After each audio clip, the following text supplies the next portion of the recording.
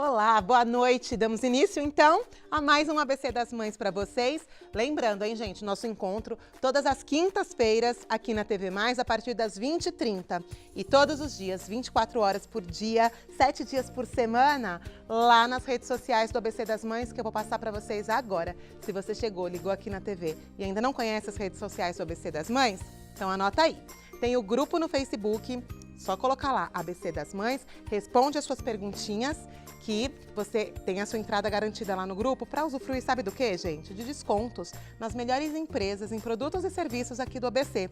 Além de muito conteúdo, muita troca de informação e muito bate-papo. Tem também o nosso Instagram, tem o ABC das Mães Oficial e tem o Cláudia Aloia. Lá vocês ficam coladinhas comigo todos os dias através dos stories, do feed, sempre com uma dica e com uma inspiração para vocês. Tem a fanpage, tem canal do YouTube, enfim, não tem como não me encontrar. Então eu te espero lá nas nossas redes sociais e vou contar para vocês o que teremos aqui no programa de hoje. Olha, já eu vou receber a Natália Pontes, que é especialista em pesquisa e desenvolvimento educacional, com curadoria eficiente para crianças na internet. Resumindo, vamos falar aí da segurança dos nossos pequenos na internet. Já ela vai vir aqui para explicar. Teremos também a nossa Nutri, a nutricionista Adriana Micaela, falando sobre seletividade alimentar em crianças autistas. Então, se você conhece aí alguma mamãe que tem um filho ou você tem um filho autista, você vai entender um pouquinho mais sobre essa seletividade e como ajudar a criança a experimentar novos alimentos. Já ela aqui. Hoje, última quinta-feira do mês, é dia do quê, gente? Da nossa psico, da Fabrícia Porto, a nossa psicóloga, que vai falar sempre aquela dica para a mulher, para a mamãe, né? Que depois da maternidade a libido dá uma caída, fica aquela coisa mais morna, mas ela vem aqui, ó, para reverter tudo isso e ela vai falar sobre estímulos sexuais para vocês já. E também teremos, gente, estamos no inverno, né? A hora de cuidar das pernas é agora, de secar vasinho, de ter um cuidado mesmo vascular, porque é saúde, né? Saúde é coisa séria. Então já o Dr. Tiago Melo, que é cirurgião vascular, vai falar, além desses cuidados, sobre algo bem específico da gravidez, a trombose na gestação. Assombra muitas mamães aí, né? A gente fica com medo na gestação, a gente ouve falar muito, então já ele vai tirar as dúvidas de vocês. E também a nossa ginecologista, a doutora Ana Paula Mondragon, lá da Clínica Premium Life, parceira do grupo, vai falar sobre mitos e verdades sobre partos. Lembram que a semana passada eu coloquei lá no grupo para vocês fazerem as perguntas? Pois bem, ela estará aqui respondendo algumas perguntas de vocês, tá bom? Agora, antes de começar o programa, eu quero mostrar o meu look. O look hoje é da Quixou Moda, que também é parceira aí do ABC das Mães. Olha, deixa eu mostrar pela bota primeiro, gente. Falei que eu ia mostrar a bota e não mostrei. Essa botinha aqui, olha, ela é da Rosa Choque, que fica ali em frente a Quixou, tá, gente? A loja da Rosa Choque. Linda, tem várias botinhas, bolsas, acessórios, tudo pra vocês. E aí, sim, o look da Quixou, a saia, a blusinha. E a Quixou, olha, gente, que fez aí uma super liquida de casacos, foi um sucesso. Um beijo pra Karina, viu? Vou mostrar também as semijoias, tá? Silvia Helena Semijoias, olha, com a choker, o brinco, anel, tudo da Silvia Helena, olha que lindo. São todas banhadas, todas com garantia. Olha que lindas pedras. Maravilhoso. E vem novidade aí com a Silvia Helena Semijoias, tá? Me aguardem. Agora sim, vamos começar o nosso programa, porque a Natália Pontes já está aqui e ela vai falar com a gente sobre segurança na internet. Boa noite, Natália, bem-vinda. Boa noite, Cláudia, muito obrigada. Eu que agradeço. A todos que acompanham o canal, acompanham o seu Instagram. Obrigada, viu? E, Natália, deixa eu falar o Instagram da Natália. A Natália veio através da Play Kids, tá? Então, o Instagram da Play Kids, vocês aí, acho que as mamães, a maioria já conhecem. Play Kids BR, você pode baixar o Play Kids tanto pela Google Play ou pela Apple Store. Mas hoje ela vai falar, criançada tá no tablet, né? Tá na internet, então a gente precisa se preocupar aí com a segurança deles. Agora eu quero saber de você, Natália. É possível nós, mães, criarmos uma relação saudável para os nossos filhos, deles com a internet? Porque muito se fala, ai, não deixo meu filho mexer na internet, mas a internet, usando bem, é saudável, né? Claro. É didática. Eu queria que você explicasse um pouquinho. Com certeza. Para quem está em casa. Com certeza, Cláudia. Não só é possível, como é o que a gente procura de fato, né? É engraçado porque a gente tem essas noções de segurança já muito bem estipuladas. Então, por exemplo, a gente já sabe de geração para geração que a gente tem que falar para o filho, para ele olhar para os dois lados antes de atravessar a rua, para ele não aceitar coisas de estranhos. No entanto, quando a gente fala de internet, a coisa muda um pouquinho de âmbito, né? Todo mundo fica um pouco confuso sobre até onde que eu consigo ir, quais são os limites, o que eu posso fazer. Então, eu acredito que isso ocorra porque essa é, na realidade, a primeira geração de pais que lidam com filhos com essa proposta digital. Estamos aprendendo, né? Com certeza. Então, eu acredito que a gente tem que ver, assim, por dois lados, né? Um é se você tem um filho de 0 a 5 anos e se você tem um filho de 5 mais. Se você tiver uma criança de 0 a 5 anos, aí você está falando de uma criança que ainda está em desenvolvimento. Então, ela não conseguiria, por si só, selecionar o conteúdo para ela. Aí a presença do pai é primordial. É muito importante que os pais conheçam os vídeos que estão no mercado, as empresas que estão no mercado e que eles selecionem aquelas que têm a ver realmente com o que eles acreditam, com a parte de crenças e valores que se assemelham à família. Tá. E quando a criança vai crescendo mesmo, aí é interessante que essa supervisão torne-se confiança aos pouquinhos e que a criança seja empoderada cada vez mais a selecionar esses conteúdos, né? Porque eles começam a ter gostos próprios, né? Eu vejo, Sim, eu tenho com um menor certeza. de 5 e uma maior de 5. O menorzinho, o que eu colocar para ele assistir, tá bom. Agora, a que já tem 7 anos, ela já quer assistir, ela já quer escolher. Sim. E aí, cabe a nós ir orientando, esse Com sim, certeza. esse não. Mas isso que você falou é bem real mesmo, porque o pequenininho de 3, eu falo, vamos assistir esse desenho. Tá bom, mamãe, a gente assiste. Exatamente. Né? Então ele fica muito propício a quaisquer intervenções. Então podem vir vídeos, podem vir, às vezes digitando, acontece dele entrar em algum conteúdo que não é apropriado para a idade. Então, nessa faixa etária é crucial que os pais conheçam. Não pode largar o tablet na mão da criança, infelizmente né? não pode. A gente sabe que tem uma pesquisa britânica que fala que 40% das crianças elas usam sem a supervisão dos pais. Nossa, é muita coisa. Então, é muita criança que pode, de repente, ter contato com algum vídeo que não é adequado. E outra coisa é que, se falando de crianças aí de 0, né, de 3 anos, vai até seus 5 anos, elas estão nas formações tanto da parte de conforto da criança, como nas relações de vínculos. Então, é uma janela de aprendizagem muito grande para a gente desperdiçar. Então, o ideal seria realmente que todos os conteúdos fossem educacionais. Agora, Natália, e quais os cuidados, então? Eu sei que existem inúmeros cuidados que a gente pode tomar, mas são tantas informações, é tanta coisa. Quais são os primordiais, Natália, que você pode dar de dica para a gente? Até para nós, mães, fazermos um checklist. Deixa eu ver se estou fazendo certeza. isso. Então, o primordial é, seu filho gosta de uma certa série, assiste com ele, vê se aquilo tá ok. O ideal seria que os pais assistissem previamente os vídeos e selecionassem realmente as empresas que passam por essa curadoria, né? Curadoria é essa seleção de conteúdo. Então, que tenha realmente todos os conteúdos assistidos, tanto por pessoas dessa parte educacional, pedagogos, psicólogos, para que eles façam essa triagem de conteúdo e que daí assim os pais ficam mais seguros. Outra coisa é que diversas plataformas têm um modo de segurança. Então é interessante que os pais também ativem esse modo de segurança para que a criança não tenha acesso a buscar conteúdos que não estejam ali naquele crivo Isso que o é pai ali delimitou. no seu Explorer, enfim, Isso, independente de qual exatamente. você usa, se é Google, se é Internet Explorer, Todos o que têm for. um modo Todos de têm, né? segurança, isso. E daí, normalmente, nesses aplicativos que são feitos para criança, ele tem um modo bebê. Então, você também consegue ativar aquele modo bebê. Aí você consegue dar o tablet para a criança e ficar tranquilo que ela não vai ter nenhum contato com algum conteúdo que não esteja apropriado para a idade. Outra coisa que é muito interessante é que o conteúdo, claro, ele fala por si só, mas a mediação dos pais é primordial. Então, por exemplo, uma ida ao médico, a gente vai falar de médico no programa, uma ida ao médico para crianças, por exemplo, pode ser uma coisa difícil. Você que tem filhos deve me falar um pouquinho, né? Quando você fala para ir para o médico, a criança fica, ai, não Já lembra sei. de injeção? Não quer. Putz, injeção, vão mexer em mim, não quero isso, não quero.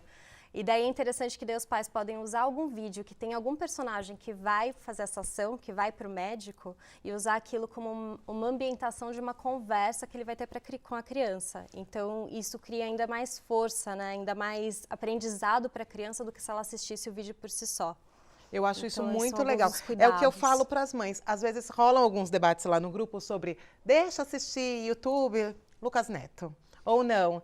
Depende. Se você estiver ao lado para falar, isso não é legal, essa forma de falar não é legal, desse jeito é legal, aí é o que ela falou, gente. Temos que mediar ali, tem que estar ao lado da criança, em qualquer conteúdo, né? Ou mesmo se eles estiverem assistindo algum desenho na TV aberta, de repente vem alguma outra informação ali. E quando acontece isso, Natália? Quando no meio do vídeo ali vem um conteúdo impróprio, ou quando está no joguinho, às vezes tem um joguinho pedagógico lá que a gente baixa, paga lá o site, mas mesmo assim às vezes aparecem algumas coisas. E aí? O que faz? Ótima pergunta, muito boa. Então, isso acontece bastante. Então, é importante, primeiramente, criar na sua criança uma confiança para que ela reporte isso a você. E porque às vezes as crianças veem aquilo e elas não procuram o pai ou o educador para conversar sobre aquele assunto. E a segunda é diálogo, diálogo, sempre. Então, converse com seu filho, tente explicar aquele vídeo usando as linguagens apropriadas para a faixa etária, para que ele realmente compreenda, né? Quanto mais a gente sana essas dúvidas, menos a criança fica curiosa a buscar mais coisas. Então, é interessante que eles achem, de fato, as respostas para as dúvidas deles em casa, né? Nos pais. Então, toda vez que acontecer, explica. E claro, aí já fica um alerta para você mudar um pouquinho a forma, né, que está conduzindo a parte de tablets e digitais com a criança.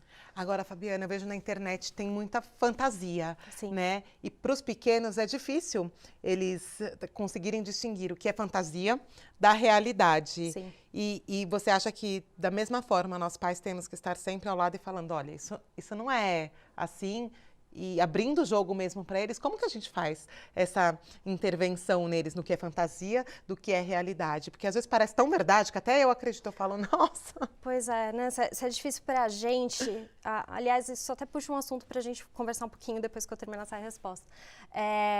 Então, até 6 anos, de acordo com alguns teóricos do desenvolvimento, a gente vê que a criança ela ainda está num período de formação, então ela não se entende ainda como pessoa.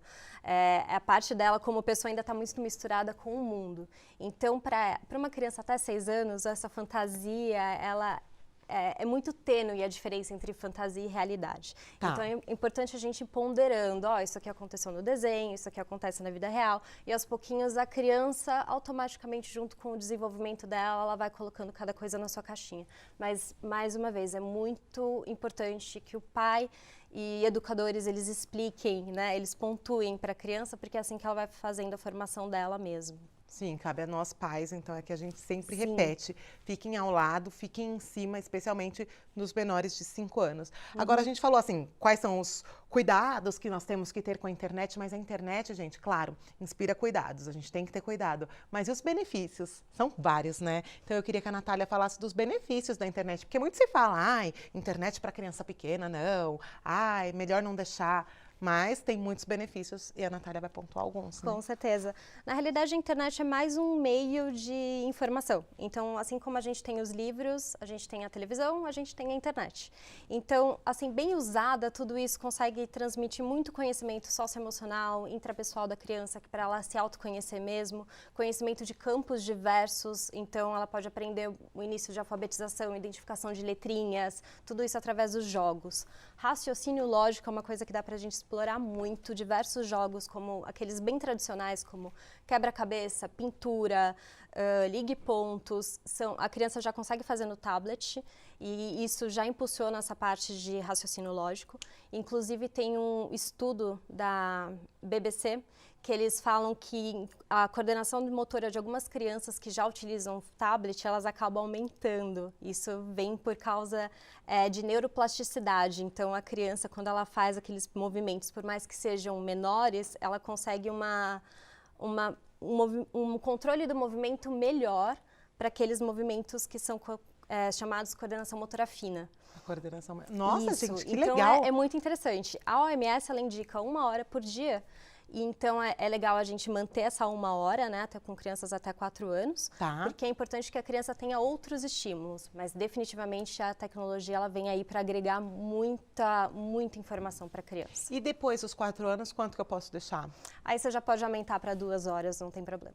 Eu acho que eu tô fazendo certinho, Tá então, bem porque o pequenininho fica um pouco menos, até porque os menores, eu não sei se isso é no geral, eles se desprendem, né, da atenção um pouco mais rápido, Sim. então eles não usam mais que 1 hora mesmo. Exatamente, né? sim. E aí os maiores já ficam mais, né, com maior atenção Sim. lá. Muito legal. Gostei de saber das dicas e de ver o quanto a internet pode trazer benefícios. E lembrando que sempre, então, com os pais mediando, né, Natália? Mediação dos pais, diálogo, conversar sobre os conteúdos que os filhos assistem e essa parte da delimitação das horas. Delimitação das horas. E não esquecer que todo o aplicativo, né, todo o joguinho ou o site tem lá para você restringir. Bebê, com módulo certeza. bebê. Pesquisa isso no Google se você ainda não sabe fazer. Tem o passo a passo lá, tem um monte de canal no YouTube também que te ensina, né? Sim, exatamente. Obrigada, Natália, mais Muito uma obrigada, vez, viu? Cláudia. Ó, o Instagram do pessoal do Play Kids já tá aqui na tela para vocês. Play Kids BR, tudo junto. Acredito que é de conhecimento da maioria das mamães, mas se não conhece, também vale a pena, tá bom? Obrigada mais uma vez. Muito obrigada, viu, obrigada Natália? a você pelo convite. Agora nós vamos para um break muito rápido e na volta mais conteúdo e mais ABC das Mães para vocês.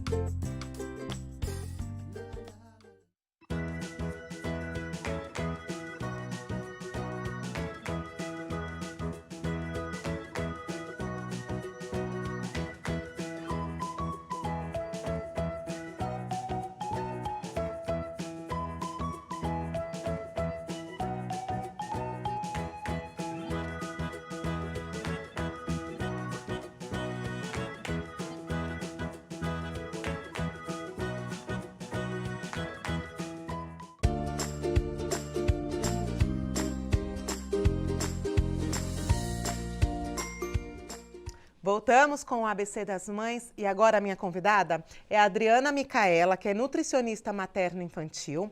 Vai aparecer aqui o Instagram dela para vocês. E ela é lá da Clínica Revos, a nossa parceira aí também em dermatologia. Quero mandar um beijo para todos aí da Revos, viu? Brenda, Sheiloca, as doutoras Priscila, Ana, todo mundo, doutor Ives também. Agora deixa eu dar boa noite para ela, né? Boa noite, Dri, bem-vinda mais uma vez ao ABC das Mães. E num tema tão importante, né? Muito, né? Tá se falando tanto. Muito, porque assim, quantas mães, no grupo inclusive temos várias mamães que têm filhos autistas, independente do grau aí, enfim. E existe ali no autista a seletividade alimentar. Muito. E hoje nós vamos falar um pouquinho sobre isso e vamos ver em como nós conseguimos ajudar os nossos filhos aí nessa seletividade. Agora, primeiro de tudo, vamos entender o porquê que acontece isso na criança com autismo. Você vê, Cláudia, que pelo menos 90% dos autistas, eles têm seletividade alimentar. Tá. É algo assim que é assustador. A gente pega um grupo de autistas, assim, reclamação de praticamente 100% das mães. Ele não come, ele escolhe o que vai comer, ele ou come só pastoso, ou come só sólido. seletivos. Isso é certamente 90% dos casos. É muita coisa, É né? muita coisa, né? Agora, quais problemas, né, isso pode trazer ali a curto e longo prazo? Porque eu acho que essa seletividade tão grande, ela pode trazer já a curto prazo aí problemas né? na saúde, né? A gente pensa primeiramente nas carências nutricionais, Tá. né? Porque quando a gente pensa no autista, muito deles só comem um determinado grupo. Então, ou só comem carboidrato, ou então só tomam leite, igual eu falei, só comem pastoso.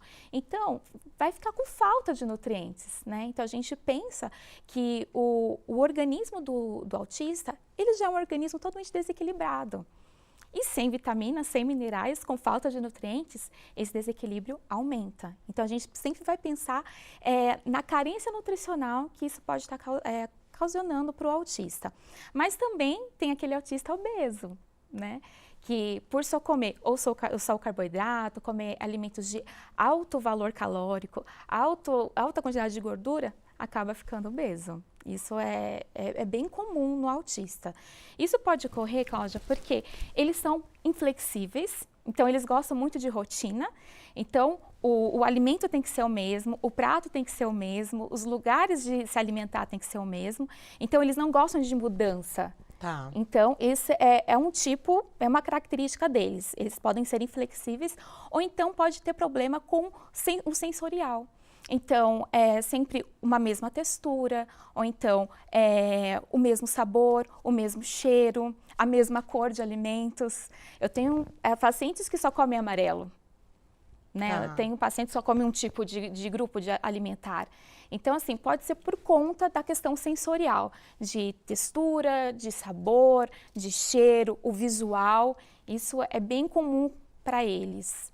E olha o perigo, né? Eu vou até fazer um parênteses aqui, voltar um pouquinho na pauta anterior sobre segurança digital, sobre conteúdo da internet. Tá uma moda na internet, passe um dia comendo cor laranja. Sim. Aí a criança só come itens que tem coisas... Eu falo, gente, como pode? Não façam esses vídeos, né? Pois Porque é. se de repente a criança já tem dificuldade ali em se alimentar, aí vai, incentiva a comer só o amarelo, ou só... Aí piorou, né, gente? Coopera com a gente aí na Pois é, internet, né? com Ensina a comer certeza. 5 cores nas 24 Com horas. certeza. E o maior desafio, até mesmo assim, que hoje tem muita informação, né? Sim. Então, assim, às vezes as mães deixam realmente muito tempo a criança na frente da televisão ou com o celular, né? E não passa realmente a informação correta para a criança fica totalmente perdida no que comer também, né? Porque a criança, né, não sabe. Na verdade, quem Não. tem que oferecer somos nós. Pois é, né? Então, a informação tem que vir dos pais para a criança, né? Então, os pais, eles têm que estar muito bem conscientizados dos perigos que isso pode ocorrer para a criança.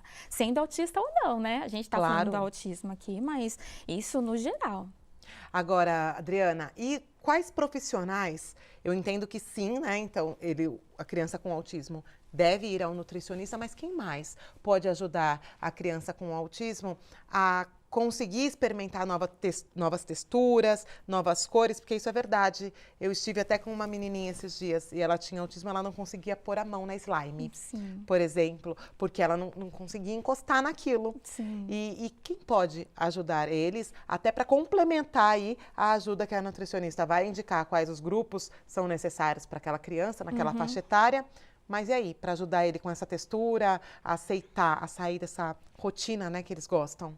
Na verdade, assim, os pais têm que procurar uma equipe multidisciplinar. Então, Tá. a gente pensa desde o médico, né, o neuro, na TO, na físio, na fono. Então, assim, todos têm que trabalhar em conjunto, né?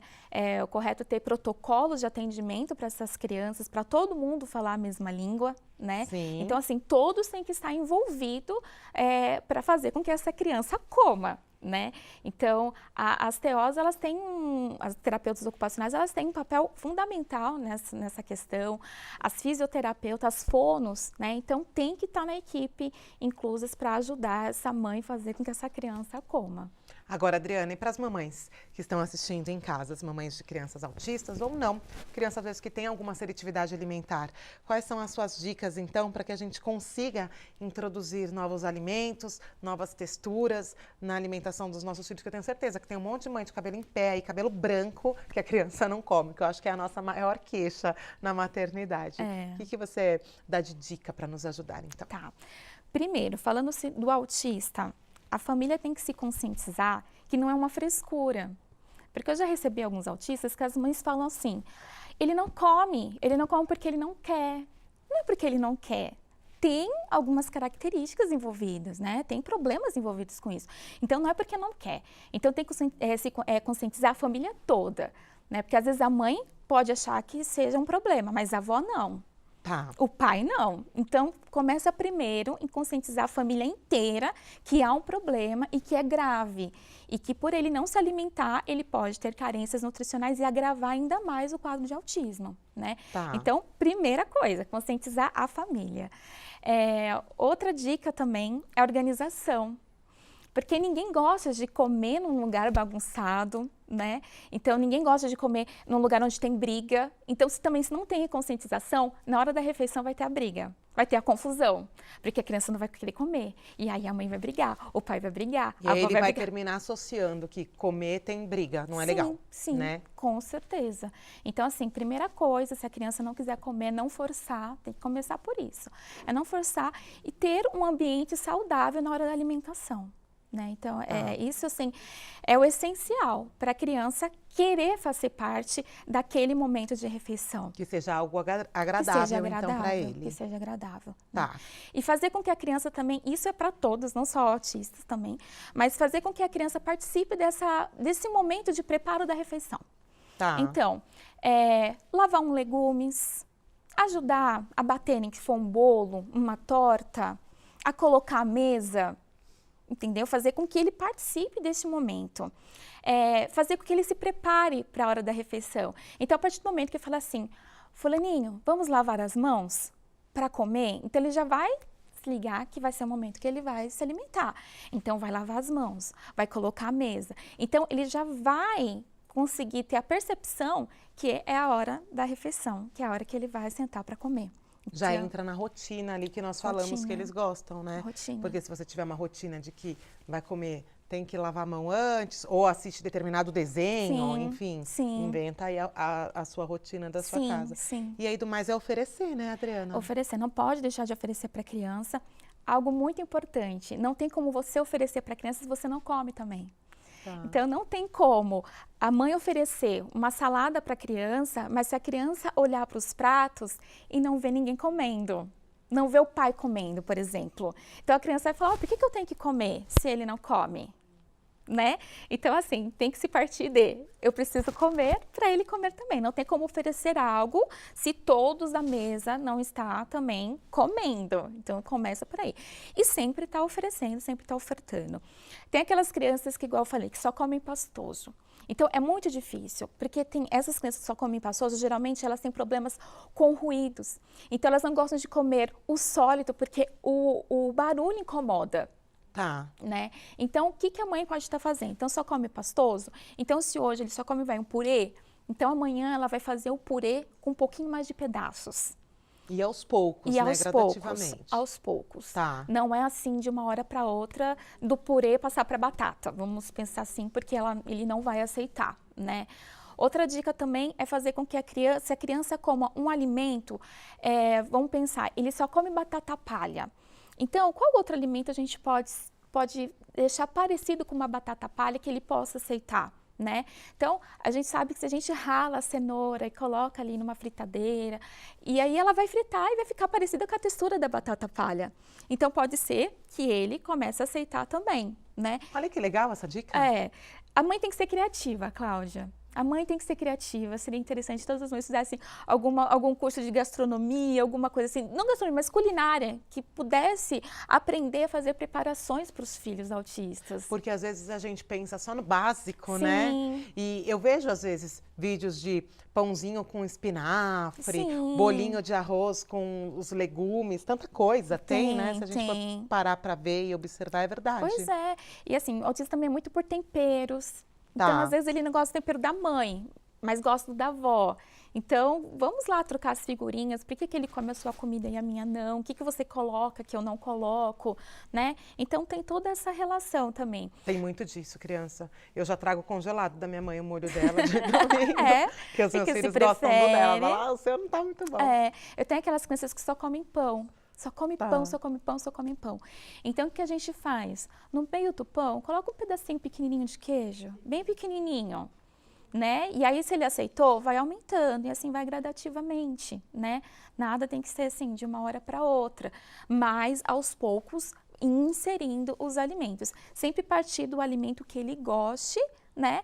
Para o alimento que ele não coma. Amei a dica da cenoura. Eu vou fazer essa da cenoura, gente. Eu vou contar pra vocês se deu certo. Porque lá em casa é um sucesso a batata palha. Faz a da E cenoura. eu vou fazer. Faz Se da colocar cenoura. naquelas fritadeiras sem óleo, dá certo? Dá certo. Rala e frita. E fica com a textura bem gostosinha. Fica com a textura da batata palha.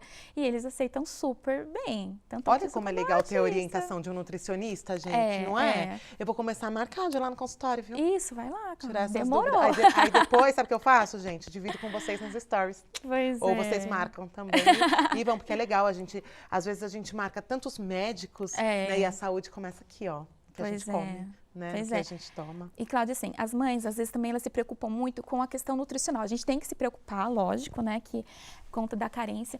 Mas tem determinados momentos que a gente tem que pensar assim, o importante é ele estar comendo. Sim. E está inserindo outros alimentos, né? Então, às vezes, se ele aceita frito, vai frito. E depois a gente vai passar para o grelhado ou para o assado, né? Tá. Mas o importante é, se frito foi, então ok, já é uma vitória, né? O nutriente estava ali, Tava né? Não era da ali. melhor maneira, mas estava ali. Isso. E sempre comemorar quando ele experimenta algo. Então, conseguiu Faz introduzir aquela alguma festa. coisa, faz uma festa, né? Legal. Para as crianças, a gente não trabalha com recompensas, né? Então, se você comeu, eu te dou um doce, vamos dizer assim. Se você comeu, eu te dou um brinquedo.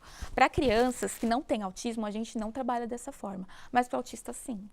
Aí pode trabalhar com recompensa. Pode trabalhar com recompensa. Então, Olha que legal. se você comer, a gente pode, né? dar Ou alguma brincar, coisa. fazer aquela brincadeira Isso, preferida, enfim. Isso, Aí a isso. recompensa, a mãe com certeza vai saber qual é, né? Sim, sim. Então Muito é algo legal. bem interessante. Pegar um pratinho com um personagem que ele goste, um copo com um personagem que ele goste. Então, tudo isso fazer assim, do agrado dele, para aí sim ele ter vontade de experimentar esses alimentos. Então é bem interessante. Muito legal. Amei, Adriana. Amor, que Obrigada bom. pelas dicas, Eu que viu, pra agradeço. gente valiosas, tanto para as mamães de autista, quanto para as mamães, enfim, para todos nós de Sim. alimentação, né? E de sair fora da caixinha aqui, ó, e pensar em coisas diferentes para as crianças. Eu sei que no dia a dia, sei que é difícil você aí de casa, né? A gente trabalha, tem que cuidar da criança, da família, Sim, é difícil. mas tentar colocar na rotina, mudar um pouquinho para ver se vai, porque dá uma felicidade quando a criança come tudo, vai valer a pena o esforço, né? Com certeza.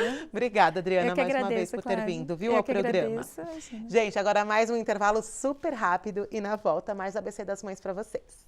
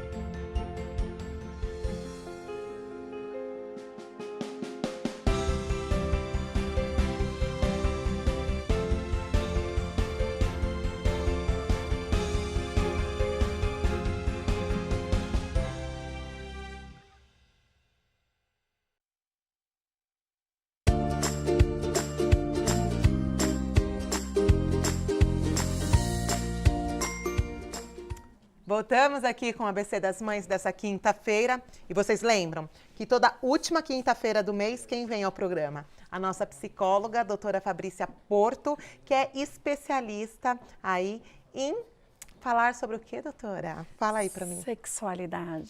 Sexualidade. E ajudar nós, mulheres, mamães, né? A trazer esse tema, tirar tabu, tá, gente? Falar abertamente para ir melhorar, né? No dia a dia, na sua vida como um todo. Por que não falar, né, Fabrícia? Boa noite, bem-vinda. Boa noite, muito obrigada mais uma vez. Amo estar aqui nesse programa tão interativo e tão importante. Estava assistindo e estavam falando sobre estímulos, né? E aí foi falado sobre como estimular as crianças a novas coisas, como estimular as crianças a novas alimentações e como não estimular as novas coisas sobre sexualidade. Ai, que legal! E sabe o que é o mais legal, gente? Quando a Fabrícia vem no programa, do nada a gente não combina, mas a gente está sempre com uma peça combinando. Hoje, ela com a calça de couro, eu com a sainha e as blusinhas com brilhinho. A gente está sempre combinando, né, Fabrícia? É verdade, todas as vezes. Ó, conexão aí. Sintonia. Não é? Sintonia. É que aí eu começo a pensar em sexualidade e você também começa a pensar, só pode. Só pode. E aí a gente vem toda linda e maravilhosa.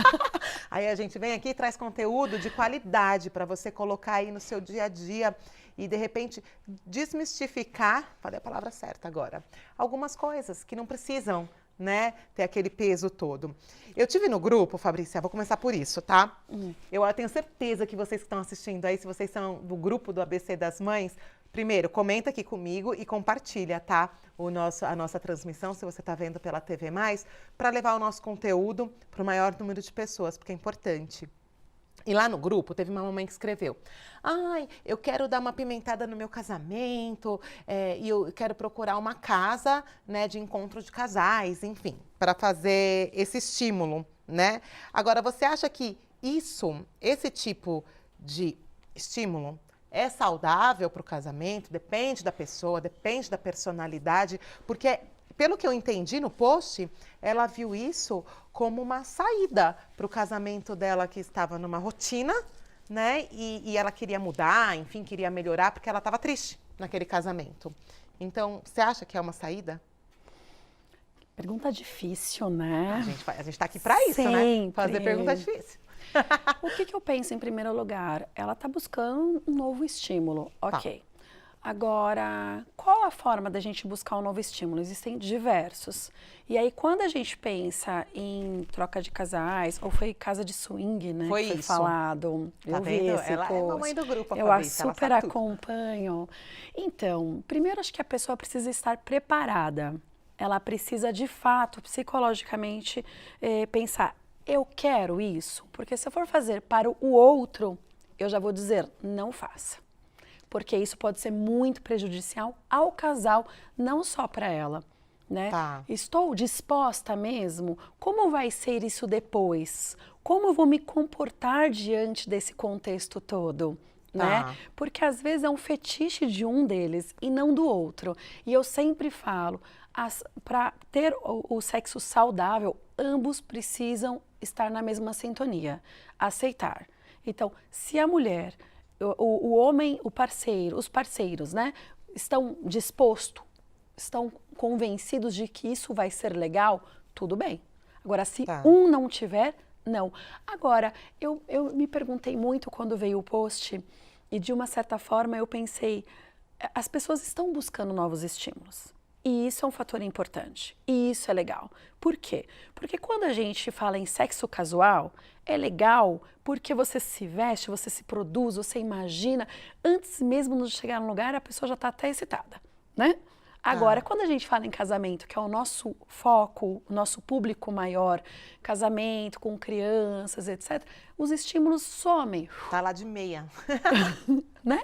Não acontece mais, você não se prepara para aquele momento. Aliás, nem tem momentos mais.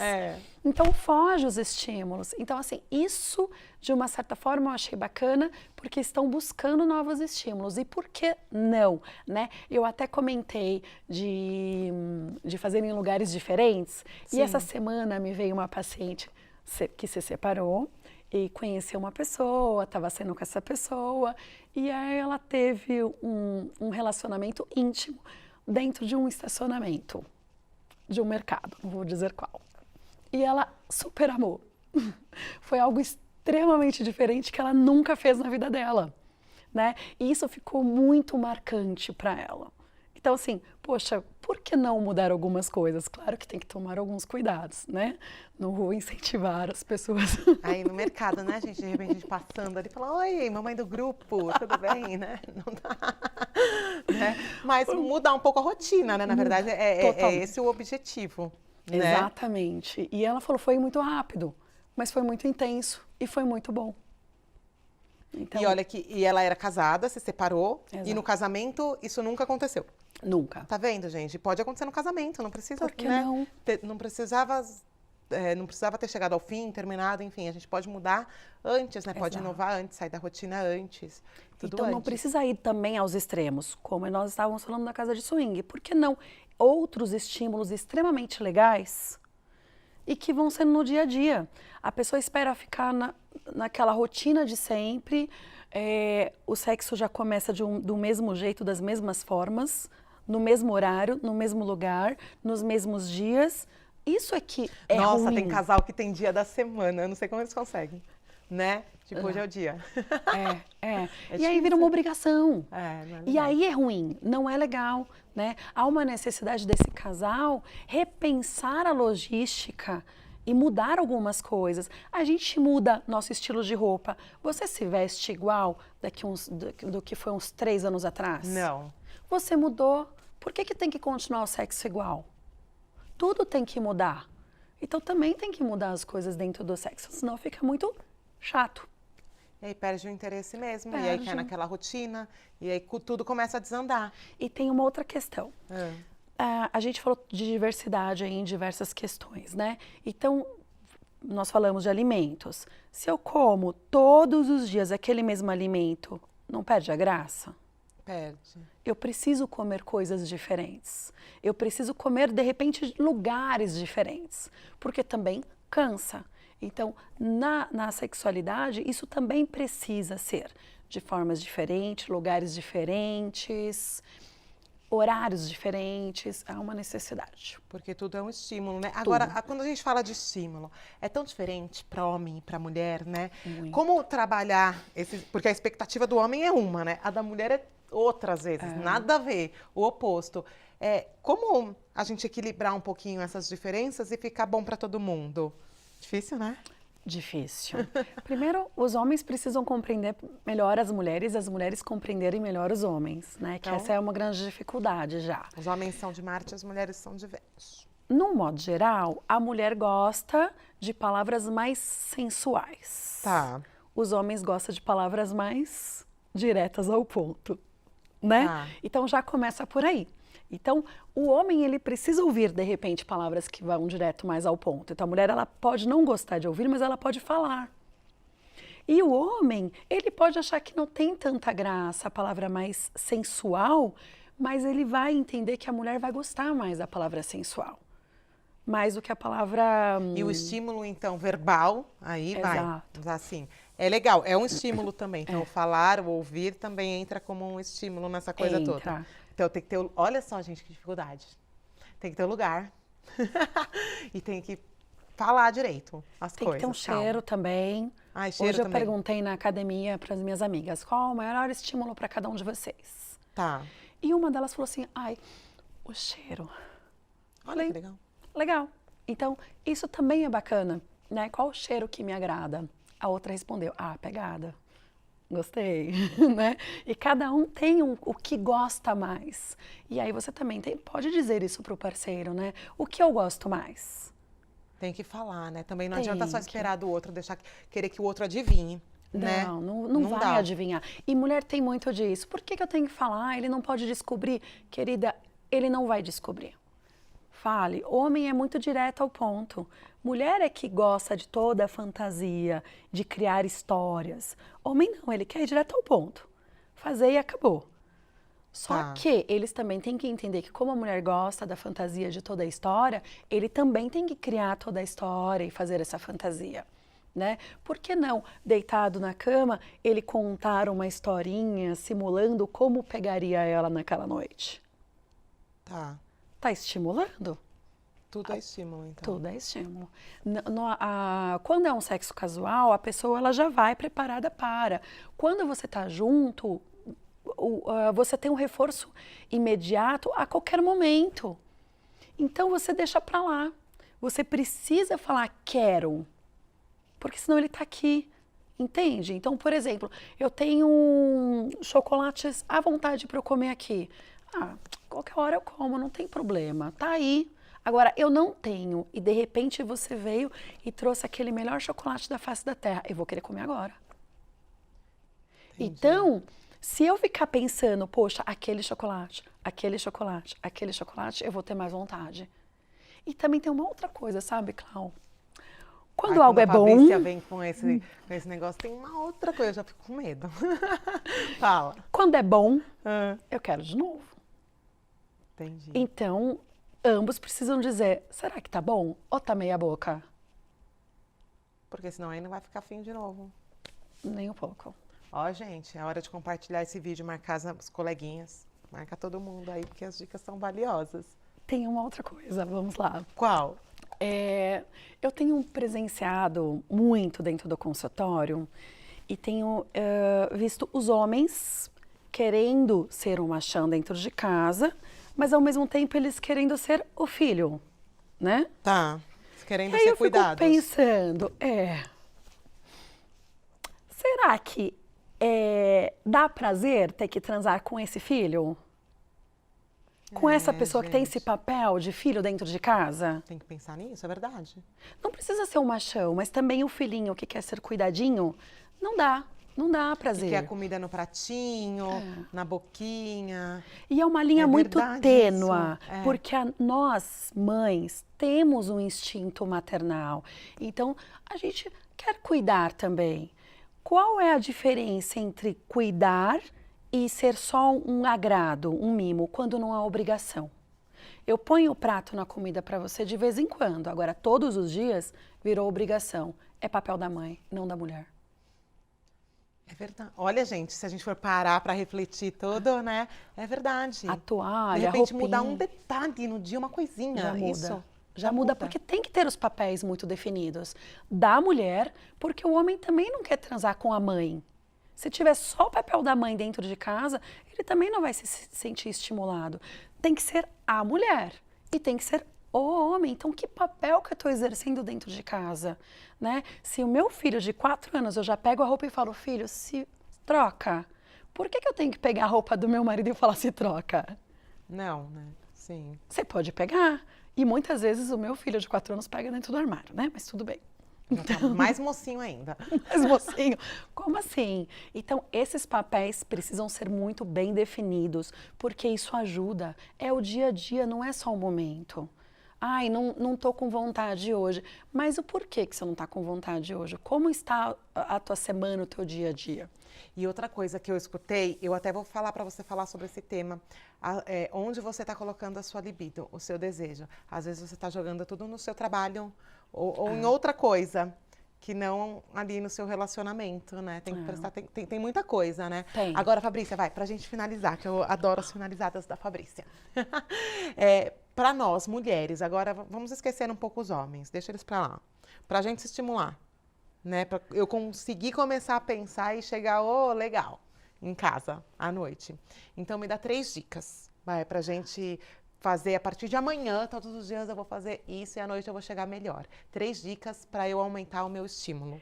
Então, vou começar com uma que você mesmo colocou. Vamos colocar o marido de lado, porque muitas vezes entra na rivalidade e ele não fez, ele não me agradou, ele não foi legal, então não quero. Então, vamos colocar nesse ponto de lado e, de fato, olhar para mim, né? Para que eu possa me sentir bonita, para que eu possa me sentir atraente, para que eu possa passar o meu dia pensando em sexualidade. Né? Elas falaram da diversidade, eu já transferi essa diversidade e quantidade de estímulo para a parte de sexualidade. Então, tudo que você pensar no teu dia a dia, dá para transferir em sexualidade, dá para transferir em atos.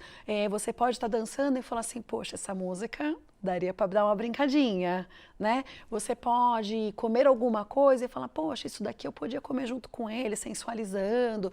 Então, tudo, o teu dia, se você começar a pensar em sexualidade, introduzir isso, já vai ser um grande estímulo. Por quê? Como todo mundo fala que mulher é fogo a lenha, né, que demora mais para se estimular, então ela tem que se estimular durante o dia inteiro.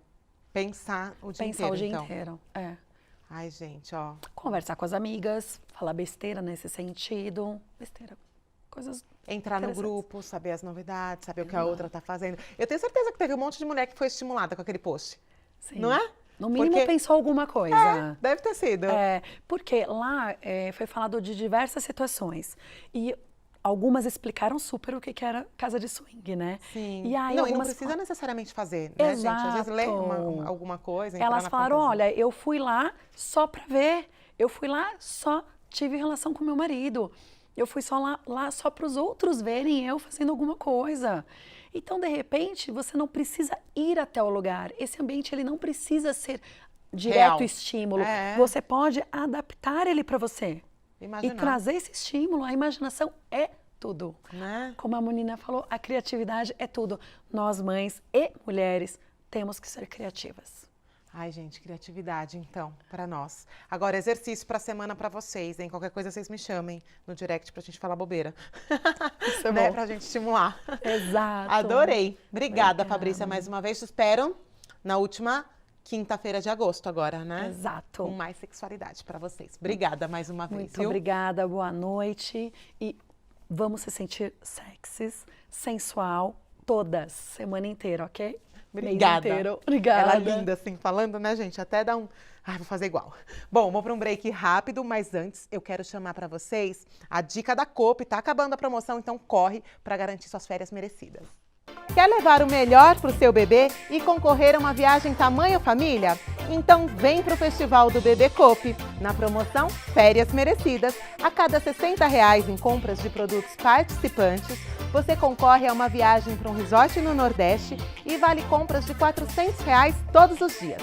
Para participar, é só acessar festivaldobebcoop.com.br e se cadastrar. Nas próximas vezes, basta informar o seu CPF ou o número de matrícula no caixa e seus códigos serão cadastrados automaticamente. Comprando fraldas descartáveis, você ganha um cupom extra e cooperados têm o dobro de chances de ganhar. E tem mais! A instituição mais indicada pelos participantes também ganha prêmios. Os ganhadores estão sendo divulgados. E se você já cadastrou seus cupons, acesse festivaldobebcoop.com.br e confira se você foi sorteado. Promoção Férias Merecidas. No Festival do Bebê da Coop tem amor, fofura e uma viagem tamanho família.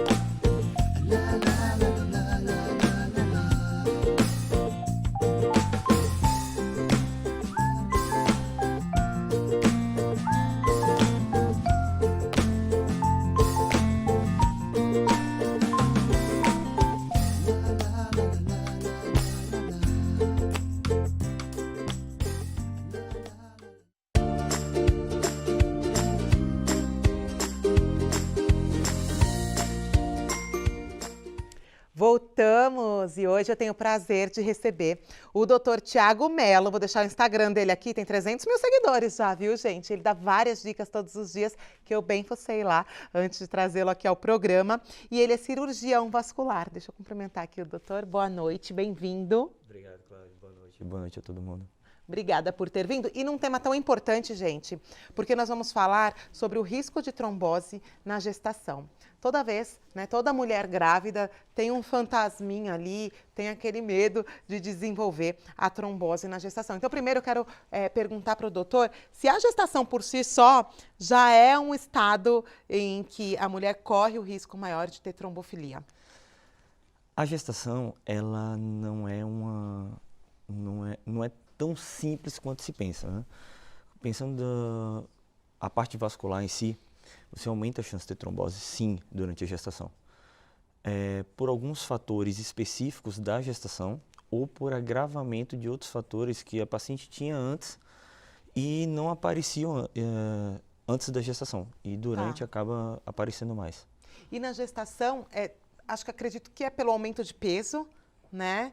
Que pode acontecer esse risco ou não? Os vasos mudam alguma coisa ali? Primeiro a gente tem que entender que não tem trombose quem quer. Tem trombose quem pode ter trombose. Então a gente tem que ter... É genético? A gente tem 3 alterações específicas que nos habilitam a ter trombose. Tá. Então a gente tem um trauma, ou a gente tem um estado de hipercoagulabilidade, quer dizer, o sangue fica coagulado fácil, como algumas doenças genéticas, como lúpus, anticorpo antifosfolípide, que são condições que acabam, às vezes, até aparecendo durante a gestação, mas o paciente já tinha antes. Ou como câncer, as neoplasias. E a outra parte do tripé é a estase, que é o sangue parado. Isso onde a gestação acaba tendo maior impacto, porque você tem o crescimento do útero, você tem a compressão dos vasos abdominais e acaba represando mais sangue nas pernas. Aquilo não consegue circular tanto. Exatamente, que já é um fluxo lento em relação a um fluxo arterial, pensando. Então você tem um estado, sim, de facilidade de trombose por essa estase venosa. Agora, doutora, ele falou aqui, você comentou que favorece a pessoa a ter trombose, né? Isso. Agora, e para a gente se prevenir, né? E o que protege a pessoa de desenvolver trombose? Primeiro, lembra que eu te falei, não tem trombose quem quer, tem quem pode. Então, se a pessoa tem uma alteração genética, muitas vezes ela não sabe que tem essa alteração genética. Muitas vezes a gente acaba descobrindo por abortos de repetições ou por uma trombose durante a primeira gestação. A ginecologista acaba abrindo um pouco o olho, expandindo o horizonte e acaba descobrindo e envia ou para o vascular ou para o hematologista. Então, esses casos que são genéticos, se não apareceram até ali, dificilmente a paciente vai saber, porque eles não saem nos exames de triagem habituais. São exames muito específicos que a gente tem que pedir quando a gente tem uma probabilidade alta daquela paciente ter. Aí é a importância da paciente falar todo o histórico ali pro médico. Exatamente, não pode esconder nada, né? Então, às vezes, o simples fato da paciente dizer, olha, eu tento engravidar há 3 anos e não consigo engravidar. Isso, pra gente, a gente já vê como, provavelmente, vários abortos. Para ela não está conseguindo engravidar, mas para a gente não. Então a gente começa a pesquisar alguns estados trombofílicos e descobre uma doença genética. Pensando na estase, a gente já pensa de outra forma. Como que a gente previne isso? Melhorando o fluxo venoso, que a gente usa muito a meia elástica. De uma compressão, depende do paciente, depende da situação, mas normalmente a gente usa uma média compressão e exercícios físicos, que durante a gestação você não pode deixar de fazer. Você tem que ativar a bomba da panturrilha. É importante. Demais. Exercício físico é o mais importante na prevenção das varizes e, por consequente, da estase venosa e da trombose. Que a trombose é a pior consequência ali, nós estamos trazendo do que pode ter ali, você desenvolver varizes, enfim, vasinhos ali na gestação, mas a consequência pior é a trombose. Isso a gente está falando desse tripé, entendeu? Mas assim, existem outros fatores que, óbvio, que agravam e fazem somatória com esse tripé. Não são tão importantes, não são primários, mas são secundários. Como o tabagismo, porque tem muita gente que, apesar de gestante, ainda fuma. A obesidade. Imagina que eu falei que o útero gravídico ele já está comprimindo a circulação. Aí você tem uma obesidade centrípeta, aquela na barriga, com aquela gordura visceral. Isso está aumentando a pressão intraabdominal, está piorando a estase das pernas. Então, algumas situações dessas têm que ser combatidas mesmo, principalmente quando a gente fala de tabagismo. Olha, gente, então fumar nunca faz bem, né? Todo médico Não, que vem aqui ao não. programa fala das consequências em qualquer tema, gente. É interessante, todos, desde a cirurgião dentista, o vascular, a ginecologista, todos. Eu que Então, sou não cirurgião, fuma. eu falo que eu tenho pavor a cigarro, porque para mim, todo paciente que fuma, ele é um possível trombofílico. Sim. Então, E não, ainda se mistura depois anticoncepcional, aí isso vira uma acontece bomba, muito né? com a gente de cirurgia de varizes. Às vezes a paciente mente que é tabagista, às vezes a paciente mente que ela usa anticoncepcional e faz esse somatório e vira essa bomba. Aí no pós-operatório, trombose. E é perigoso, não pode, Demais, né, gente? Agora, doutor, se a pessoa identificou que ela está com trombose, então, qual é o tratamento dela na gestação? Bom, primeiro a gente precisa desmistificar um pouco a trombose. Os pacientes chegam no meu consultório com muito medo. Meu Deus, eu estou com trombose, eu vou morrer. A trombose é uma situação local. É o sangue coagulado, em 95% das vezes, nos membros. A trombose por si só, ela traz repercussão nas pernas. Tá? Quando a gente fala em trombose e consequências drásticas, a gente está falando em quê? Em algum fragmento desse trombo soltar, ir para o pulmão e fazer uma embolia pulmonar. Aí sim pode ser fatal. Em alguns casos que você tem alteração anatômica, ele ainda, em vez de ir para o pulmão, ele ainda passa para o outro lado do coração e vai para o cérebro e acaba fazendo um AVC, um derrame. Então, a gente tem que pensar na consequência da trombose, para pensar que a trombose em si pode ser grave, tá? Só que assim, muitas vezes a paciente não procura, então acaba agravando o risco, aumentando o risco dela ter uma embolia pulmonar. Quando a paciente tem trombose e ela é gestante, já entra outra complicação, que a maioria dos medicamentos utilizados são anticoagulantes, afinam o sangue, né, no dizer leigo, eles não podem ser usados em gestantes, porque eles são teratogênicos, eles podem causar malformação fetal. Então, a gente opta pelo uso da heparina. Então, a injeção todos os dias, 2 vezes por dia, até o final da gestação. Dolorido, né? É uma injeção que é subcutânea, mas não dói tanto. Mas o problema é que é uma terapia muito cara, extremamente cara, que talvez seja mais fácil prevenir. Sim. Agora, e a prevenção, então, claro, o doutor disse aqui que a pessoa ela tem que ter condições para ter ali a trombose, mas a prevenção é não fumar. Eu gosto de falar sempre para o lado da saúde aqui para elas. Então, não fumar. O uso de meias elásticas é uma dúvida muito recorrente de nós mulheres. Uma vez eu li uma matéria, não lembro onde, de um médico falando, deveria ser igual usar lingerie, vocês deveriam usar sempre, né? Isso. Mas tem que tomar cuidado também ao usar, né? Tem. Tem que ter um acompanhamento, como eu disse aqui. Né, gente? A gente acompanha na ginecologista, tem o médico lá de rotina, o vascular também é tão importante, né? O vascular, ele deve ser um médico do seu dia a dia, como um ginecologista, como um dermatologista, rotina, né? exatamente. Do ano. A gente tem que saber como está a nossa saúde vascular, porque a saúde vascular não dá para você correr atrás do prejuízo. Sempre vai ficar uma sequela quando você corre atrás do prejuízo. Então, o ideal é você se antecipar à alteração vascular, né? E quando a gente fala em meia elástica, a gente está pensando numa meia de uma compressão terapêutica. Sim. Ou média ou alta compressão. E essas meias de compressão terapêutica, elas têm indicação médica, porque nem todo mundo pode usar. Tem pacientes que têm alteração arterial, então quer dizer, o sangue já tem dificuldade de chegar no local. Aí você coloca uma compressão nesse local onde o sangue já está com dificuldade de chegar. O paciente corre risco de perder a perna. É muito sério. Então né? não é tão simples. Eu vejo muito isso, por eu ser atleta, eu vejo muito isso em meia compressiva esportiva, que ela tem a mesma compressão da meia terapêutica. E é vendida, vamos supor, a sua meia terapêutica, se você for comprar, você necessita de uma receita. A meia esportiva não, mas ela é a mesma compressão. Olha que perigo. E a gente vê idosos usando, sem indicação médica nenhuma, acaba sendo muito mais trágico. Você tem que consultar sempre, então, o seu vascular. E uma outra coisa que o doutor disse, na gestação, você ter esse acompanhamento, fazer o uso da meia se necessário. E eu vejo muitas grávidas, doutor, viajando para fazer um enxoval fora. Tive uma amiga que foi, eu falei, você levou meia pro avião? Não levei. Eu falei, como assim? O ginecologista não te falou? Hoje eu já vejo os ginecologistas indicando muito o acompanhamento do vascular, né? Quando vê principalmente alteração de varizes.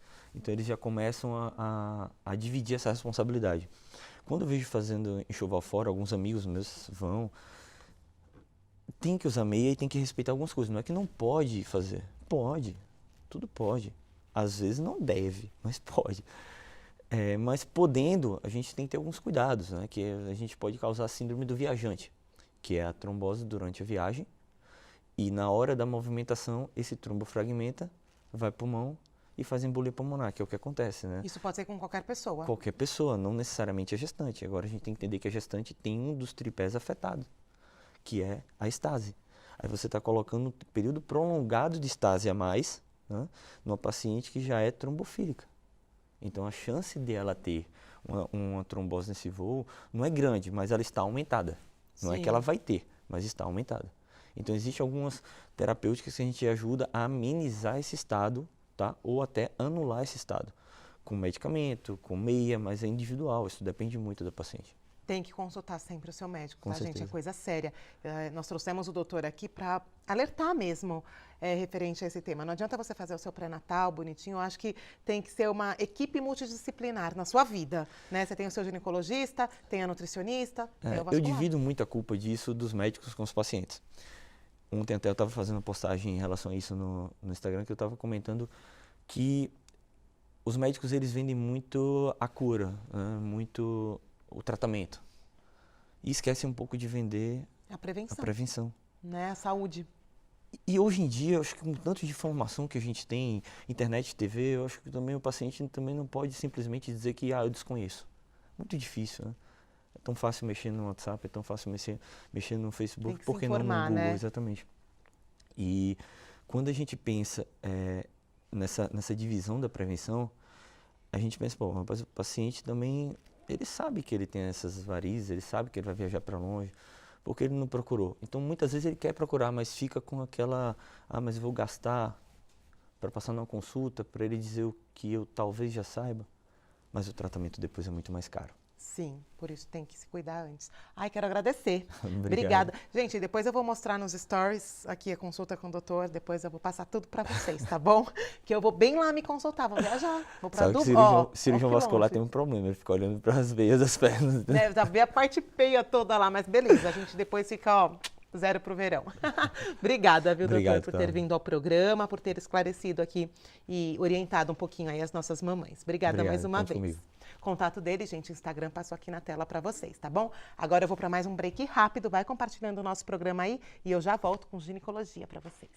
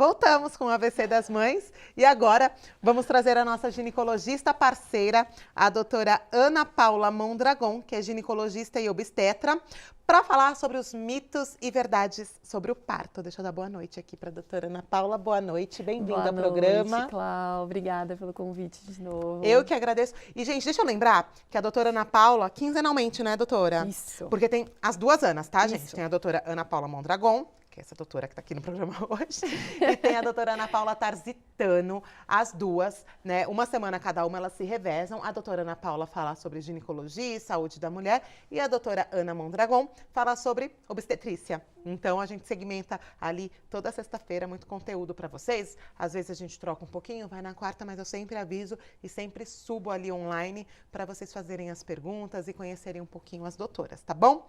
Agora, nós colocamos lá no grupo, né, para nós falarmos sobre os mitos e verdades sobre partos. Primeiro, eu quero que ela conte pra gente, então, quais são os tipos de partos que a mulher tem como opção. Beleza, adoro esse tema. É bom, né? É muito legal. Clau, primeira coisa, os partos eles vão se dividir entre parto cirúrgico e o parto vaginal, tá? Cirúrgico todo mundo conhece, é a famosa cesárea, né? Tá.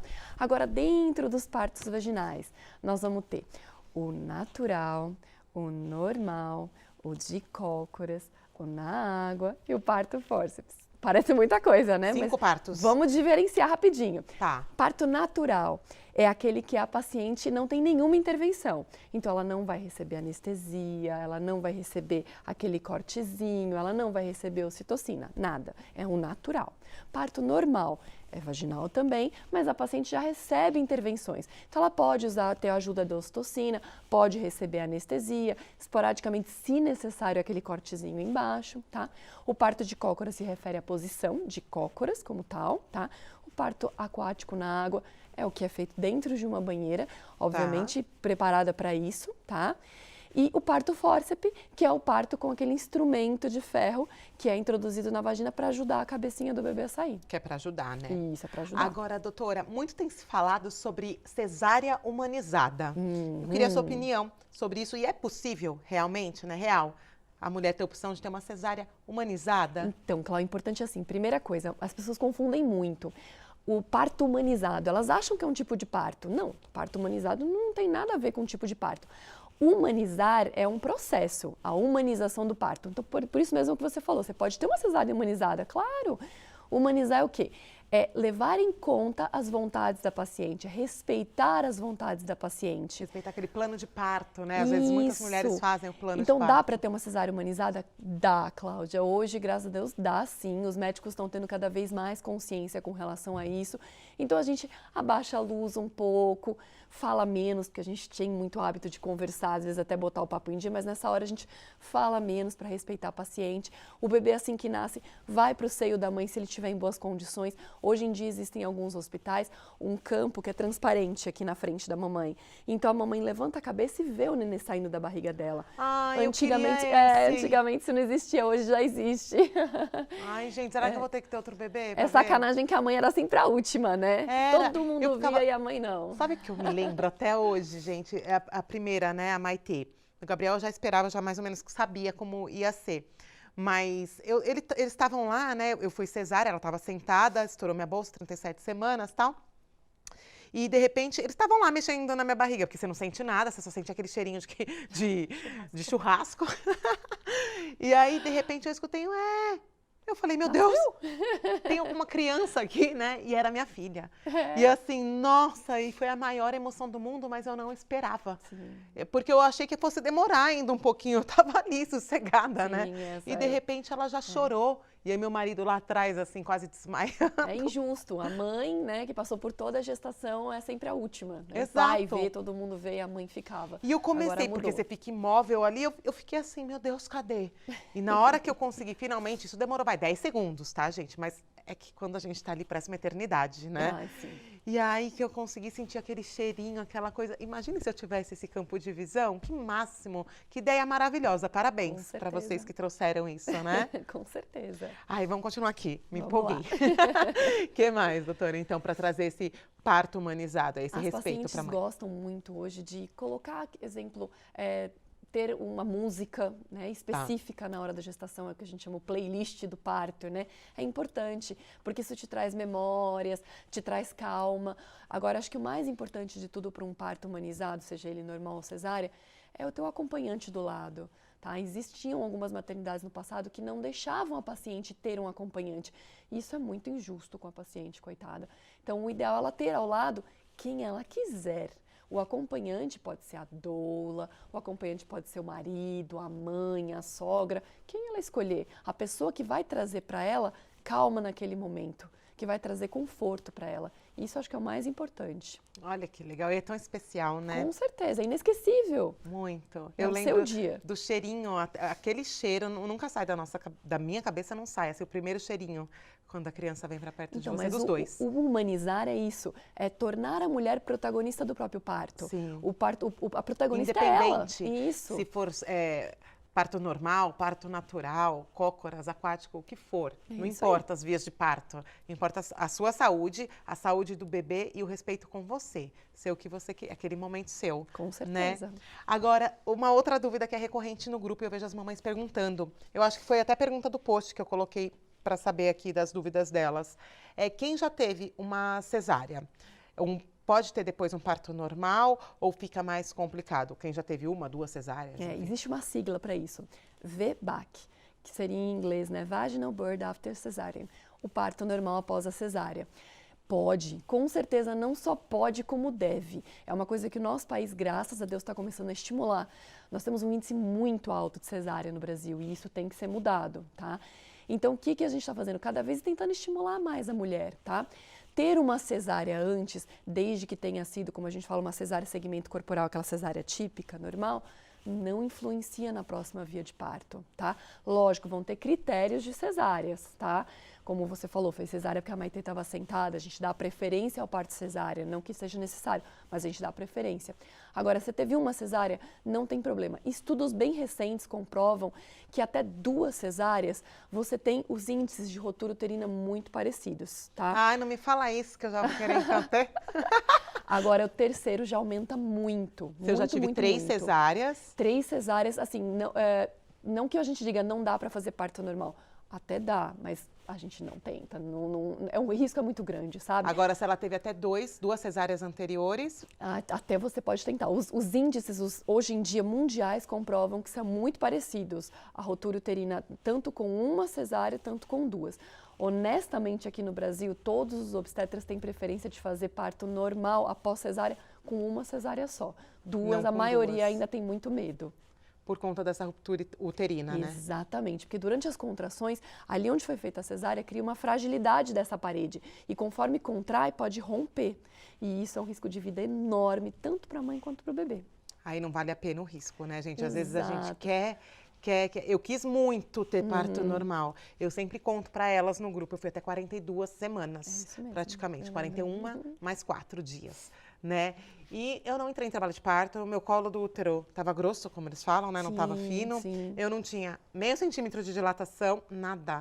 Eu andava de cócoras, doutora, você não tem noção do que eu fazia para tentar. Cada caso é um caso, né? Então, assim, cada paciente tem que ser avaliada pelo seu médico para avaliar se o caso dela é possível, tá? Tem que ser, então tem que ter cuidado e tem que ter confiança Sim. aí no seu médico, né, gente? Eu acho que é o mais importante de tudo, você ter confiança. A relação médico-paciente de confiança é fundamental, com certeza. Agora, doutora, eu queria que você explicasse para as mães aí de casa, porque eu acho que tem muita mãe sonhando com o momento do parto, às vezes é mãe de primeira viagem, ou não, às vezes teve um primeiro parto que ela não teve esse respeito todo aí com ela.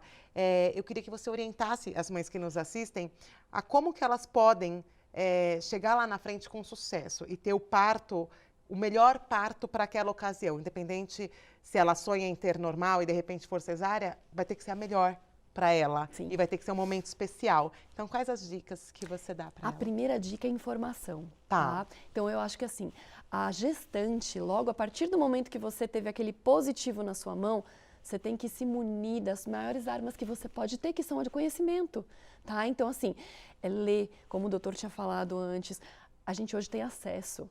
É o Instagram, é o YouTube, é o Facebook. A gente tem muita informação. Então, a paciente tem que ler, estudar, saber quais são. os direitos, os deveres dela, no caso da gestação, saber tudo o que pode acontecer na gestação. Ela tem que aproveitar para estudar muito durante a gestação e usar a consulta dela de pré-natal como um local para tirar dúvidas. Chegar munida de uma folhinha cheia de perguntas, eu adoro quando minhas pacientes chegam cheia de perguntinhas, porque significa que elas fizeram a lição de casa. E isso é muito importante, para você não deixar faltando nada no seu pré-natal, nenhuma dúvida. Porque às vezes é uma informação que pode salvar uma vida. Sim, com né? certeza. Informação Com só, certeza. não custa nada perguntar. Então pode perguntar, não precisa ter vergonha de perguntar para sua ginecologista. Imagina, deve perguntar. Não, e não deixa de anotar, porque chega na hora da consulta, já aconteceu isso comigo, e eu falei, poxa vida, esqueci de falar isso agora só mês que vem. E né? é quando você fecha a porta, né? É. Você fechou a porta, você lembra, puxa, esqueci. Isso que eu falo para minhas pacientes, escreve. Se não quer escrever em papelzinho que perde, põe no celular. Quem não anda com o celular hoje em dia? Exato. Todo mundo anda com o celular. Coloca lá no bloco de notas e anda com aquilo, e vai anotando. Às vezes no decorrer, passou uma semana ali da sua consulta, mas você pensou numa dúvida, anota, por mais bobinha que seja, que pareça ser, Exato, ela que pode pareça ser super importante, isso. né? Ela parece boba, mas às vezes ela não é não, muito importante. Ou alguma alteração que você sentiu, viu também. Sim, né, com gente? certeza. Tem que sempre observar. Agora, doutora, existe algum tipo de parto mais seguro? Eu quero, só para a gente finalizar aqui, porque eu sempre vejo grandes debates lá no grupo, aí elas começam uma a expor a opinião da outra, que esse é mais seguro, que o outro é mais seguro. Então, só para a gente finalizar, na verdade a gente vai voltar no que a gente já falou aqui, mas é só para ficar bem fixo mesmo. Existe algum tipo de parto mais seguro ou o mais seguro? Claro, o mais seguro tem que ser individualizado para cada paciente. É isso, não adianta você fazer uma generalizada, não adianta isso. Você tem que individualizar, infelizmente, cada paciente. O que talvez seja mais seguro para você, para mim não seja. Então, realmente, tem que individualizar, não adianta, tá? Tá vendo? Não adianta levantar bandeiras, gente, né? Não. Sonhar ali com aquela coisa toda, tem que trabalhar com a realidade. Cada né? caso é um caso. Não é? Ai, adorei. Eu Obrigada também. por Obrigada ter pela vindo. oportunidade de falar sobre parto. Eu adoro sempre que vocês vêm aqui, viu, Obrigada. gente? Lembrando que a Clínica Premium Life é parceira do grupo. As doutoras sempre estão lá dispostas a ajudá-las. São mamães do grupo também. Também. Estão sempre lá debatendo com a gente e prestam esse serviço. Claro que ali no grupo não se trata de consulta, tá, gente? São dúvidas gerais. Para uma consulta você tem sempre que consultar o seu médico, tá bom? Obrigada mais uma vez, Obrigada doutora, a por você, ter vindo. Cláudia. Dar um beijo na doutora Meninas. Ana também. Beijo Pode em todos deixar, lá. sim, pode deixar. Gente, o nosso ABC das Mães de hoje acabou. Ficou por aqui. Quero agradecer a audiência de vocês. Compartilhem o nosso programa. Agradecer ao meu cenário, Maluf Ferraz, Lustres Irie, especialista. Todos vocês que deixam tudo lindo aqui. A Diniz Presentes também, minha parceira e amiga, tá bom? Ó, um beijo, fiquem com Deus. Até o próximo programa. E não esquece, por favor, ajudem. Compartilha pra gente levar a nossa informação para o maior número de pessoas. Até semana que vem.